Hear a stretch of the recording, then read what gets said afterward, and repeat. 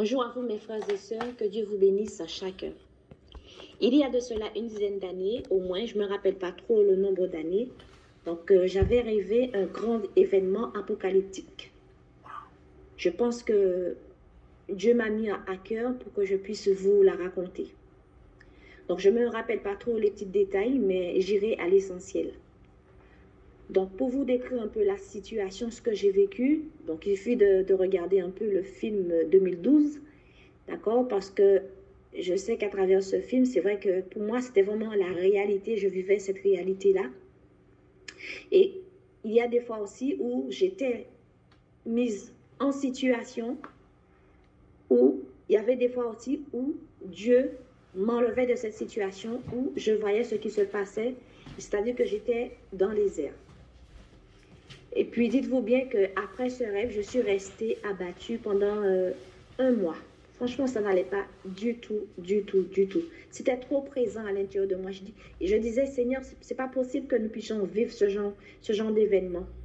Et maintenant, à fil du temps, maintenant je comprends pourquoi nous allons vivre ce moment-là. Je pense que c'est vraiment ce moment qui va arriver.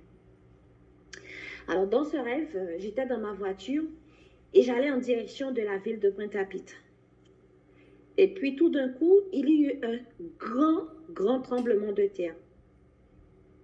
Et je n'avais jamais vu ce type de tremblement, ni entendu, ni vécu de ma vie ce type de tremblement de terre. Et dites-vous bien que ce tremblement de terre s'est produit dans le monde entier. C'était comme si la terre était secouée sur elle-même. Pourquoi je dis le monde entier? C'est parce que Dieu m'a emmené dans divers endroits, dans divers pays.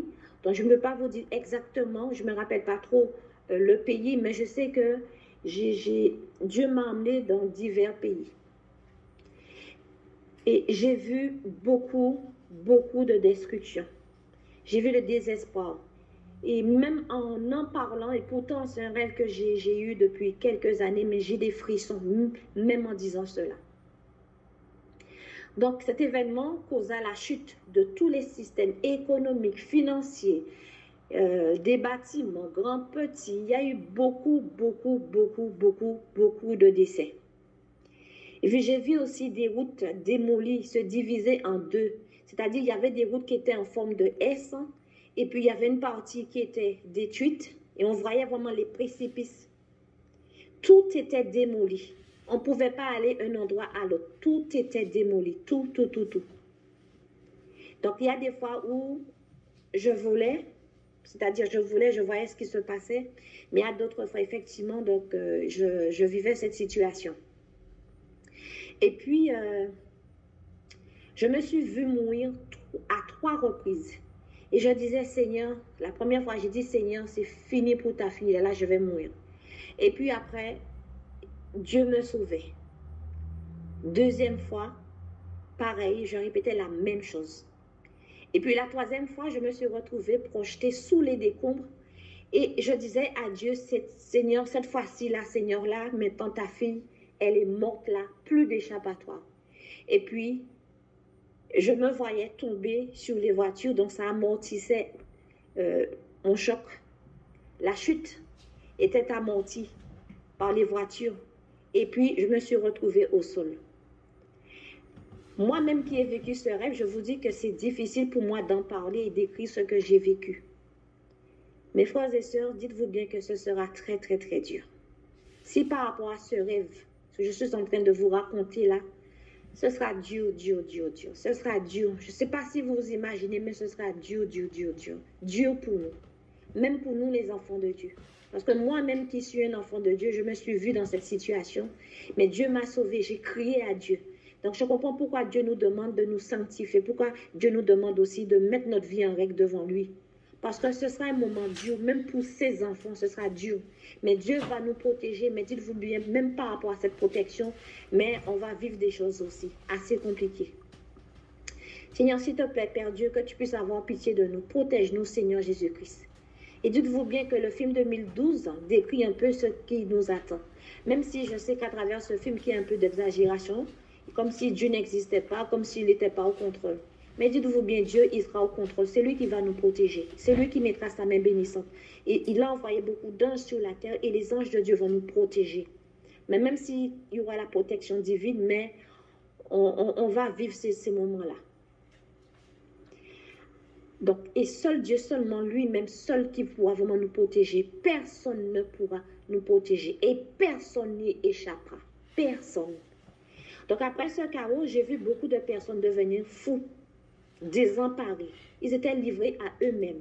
Ils ne savaient plus quoi faire, vers qui se tourner. Personne pour les aider. Il n'y avait pas de nourriture, rien, c'était la famine. Il n'y avait pas de carburant, il n'y avait rien. Rien pour pouvoir se déplacer. Même les blessés, il n'y avait pas de soins hospitaliers, il n'y avait rien, pas de docteur, il n'y avait rien. Moi, j'ai vu la déchéance. Et puis, je me suis retrouvée dans une ville. J'ai vu, c'est vrai qu'il y avait beaucoup de décombres, il y avait de la misère partout. Il y avait des calamités. Il n'y avait personne. C'est vrai, il n'y avait pas beaucoup d'êtres humains.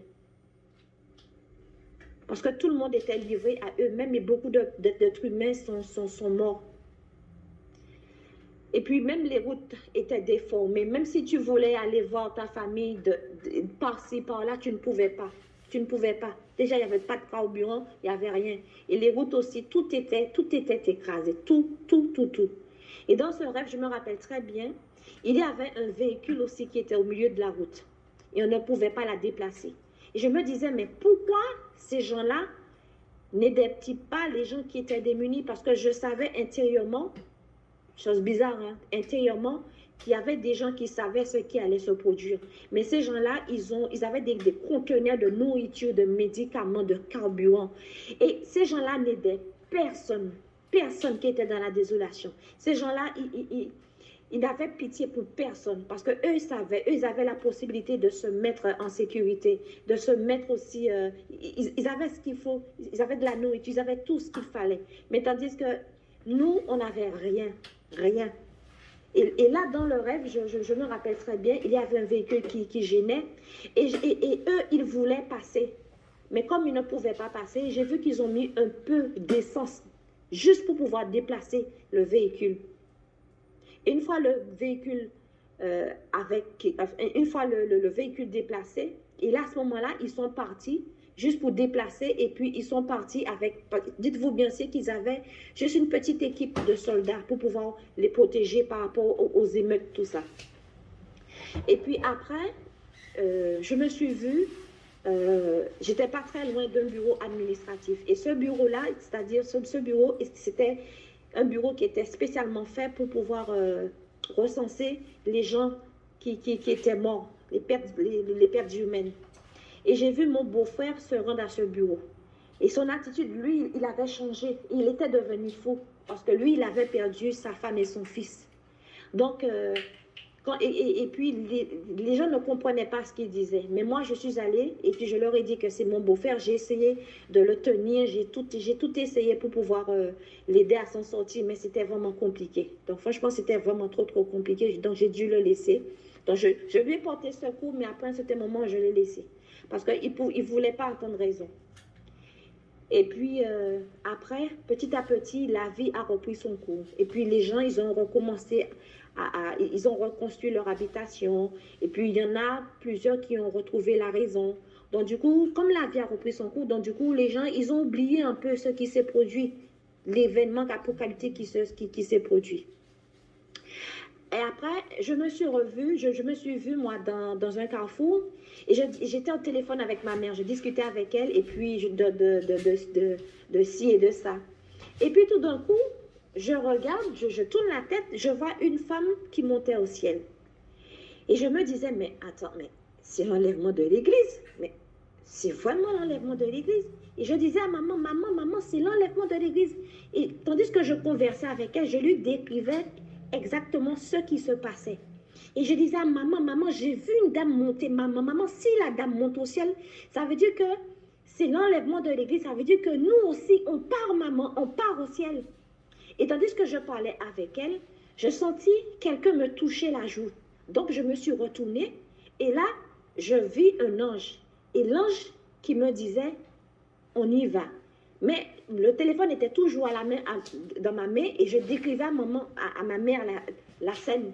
Et je disais à maman, maman, si l'ange est là, maman, c'est-à-dire que l'ange aussi, il y a un ange aussi qui viendra te chercher aussi, maman. Et puis après, je continuais à monter. Je continuais à monter et puis le téléphone, je ne sais même pas qu'est-ce que... Bon, le téléphone, ça a dû tomber. Et puis après, je me voyais monter et puis je me suis arrêtée.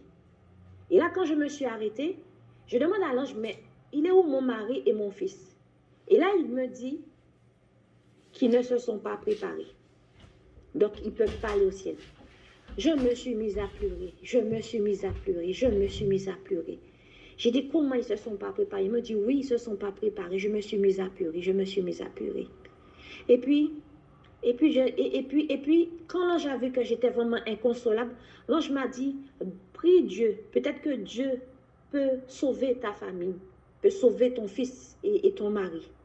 Mais je savais que même si tu priais, ça n'allait rien changer. Alors après, je me suis dit, je n'irai pas tout de suite au ciel. Je vais essayer de les voir. C'était juste pour pouvoir les rassurer, pour leur dire que je suis montée au ciel avec mes deux autres enfants, mais de ne pas s'inquiéter. Et c'est à eux de tout faire, même s'il y aura la persécution après, même s'il y aura plein de choses qui vont se produire après l'enlèvement de l'Église. Mais s'ils persévèrent, donc ils peuvent nous retrouver au ciel. Donc, tandis que moi, je suivais ma route pour pouvoir aller à leur direction, enfin, chez moi. Et là, je voyais quelques personnes qui montaient au ciel, Et puis, je voyais beaucoup de personnes aussi qui étaient dans la rue. Et puis, je disais à l'ange, mais pourquoi ces gens-là ne montent pas? Et l'ange qui me disait qu'ils ne se sont pas préparés. Ils ne peuvent pas aller au ciel. Et puis, je voyais quelques personnes qui montaient. Peut-être une personne, deux personnes. Et intérieurement, je me disais, c'est pas possible ça, mais tu peux compter le nombre de personnes qui pouvaient monter au ciel? Et je voyais beaucoup de personnes rester sur terre. Et puis, tu vois, tout au début, il y avait un ange, et puis après, j'ai vu un ange à ma droite, un ange à ma gauche. Et eux me tenaient pour voler, et puis après, je pouvais voler, donc ils ne me tenaient plus, et puis je volais. Et puis, je suis arrivée pas très loin de là où habite ma tante, et j'ai vu ma tante qui sortait de chez elle. Et en sortant de chez elle, je disais, Tati, viens, on y va, Tati, viens, on y va, on va au ciel, Tati, viens. Mais je vois qu'elle ne réagissait pas. Donc, je criais encore à Tati, Tati, viens, on y va, Tati. Alors, je dis à l'ange, mais c'est bizarre, mais pourquoi? On aurait dit qu'elle ne m'entend pas. Et je dis à l'ange, mais je lui ai parlé dernièrement de l'évangile. Donc, pour moi, j'ai tout fait, j'ai tout dit. Donc, normalement, elle doit monter au ciel. Et l'ange me dit, oui, tu lui as parlé de l'évangile, mais elle ne s'est pas préparée. Et c'est vrai qu'il y a beaucoup de personnes, quelquefois, on leur parle de l'évangile, mais ces gens-là ne se préparent pas. Et ils pensent que ce qu'on dit, c'est conte de fées, ils ne prennent pas en considération. Mais moi, je lui ai parlé, franchement, je lui ai parlé. J'ai donné tout ce que, j'ai dit tout ce que je pouvais dire. Mais elle ne s'est pas préparée. Donc, elle n'a pas pu aller au ciel. Et après, j'ai continué ma route. Donc, on a continué la route. Et puis, on est arrivé pas très loin d'un terrain de football. Et après, j'ai vu qu'il y avait beaucoup de personnes sur le trottoir qui regardaient un peu, qui nous regardaient. Alors, je suis allée vers eux et je leur ai dit, vous ne savez pas ce qui va arriver bientôt. Donc, il faut vraiment demander pardon à Dieu. Il faut que vous vous préparez à tout ce qui s'en vient. Demandez pardon à Dieu. Peut-être que Dieu aura pitié de vous et Dieu va peut-être vous protéger par rapport à tout ce qui s'en vient. Mais ils ne comprenaient pas ce que je disais. Après, le rêve s'est tu. Donc, je n'ai même pas pu voir mon fils ni mon mari. Moi, en tout cas, Dieu a voulu que je puisse voir ce qui va se passer, même après l'enlèvement. Donc, j'ai vu. Et puis après, le rêve s'est tu. Donc, moi, ce que je voulais vous dire, mes frères et sœurs, donc vous voyez, tous ces jours-ci, Dieu nous parle, Dieu parle à ses enfants, Dieu nous parle de la sanctification par rapport à tout ce qui s'en vient. Et Dieu parle à travers le monde entier, Dieu nous prévient de tout ce qui va se produire. Et moi-même qui ai vécu ces événements-là, je vous assure, ce sera vraiment un événement apocalyptique. Ce sera dur. Ce sera très dur. Et Dieu nous demande de nous sanctifier. Ce n'est pas pour rien. Parce que même si nous sommes chrétiens, sauf si Dieu nous prévient, mais même si Dieu nous prévient, mais on doit réellement se sanctifier pour que nous puissions vraiment avoir la protection divine. Pour qu'au cas où, si on meurt par rapport à ces événements-là, mais au moins, ça veut dire qu'on a fini d'accomplir notre mission et que nous, on ira au ciel. Ou bien, si Dieu nous préserve, ça veut dire que Dieu voudra se servir de nous pour que nous puissions parler de l'évangile à tous ceux et celles qui vont devenir fous, ou bien à tous ceux et celles qui n'ont, pour eux, que ce sera terminé. Mais Dieu va se servir de nous parce que l'enlèvement de l'Église ne va pas se produire pendant cet événement-là. Bon, ça veut dire que Dieu aura besoin de nous parce qu'il y aura des personnes qui sont peut-être tièdes, mais par rapport à cette tiédeur, je m'excuse, hein, à cette tiédeur, Dieu va se servir de nous pour que nous puissions aller vers les gens, aller leur parler de Dieu, afin que ces gens-là puissent vraiment se tourner vers Dieu. Donc, j'espère avoir tout dit. Et tout ce que j'ai dit, je l'ai dit sincèrement devant mon Père qui est dans les cieux, d'accord? Mais dites-vous bien que Dieu avertit ses enfants. Parce que, comme il est dit dans sa parole, que nous ne sommes pas comme les gens des ténèbres qui ne savent pas ce qui s'en vient. Nous sommes les enfants de la lumière. Et Dieu avertit ses enfants. Prenons cela au sérieux. Prenons cela au sérieux. Prenons ces messages au sérieux. Prenons ces songes au sérieux. Parce que Dieu avertit toujours ses enfants. Et que Dieu ait pitié de nous et nous protège. Sanctifions-nous davantage. Prions les uns pour les autres. Pour nous, pour nos familles. Et que Dieu vous bénisse, mes frères et sœurs. Je vous aime.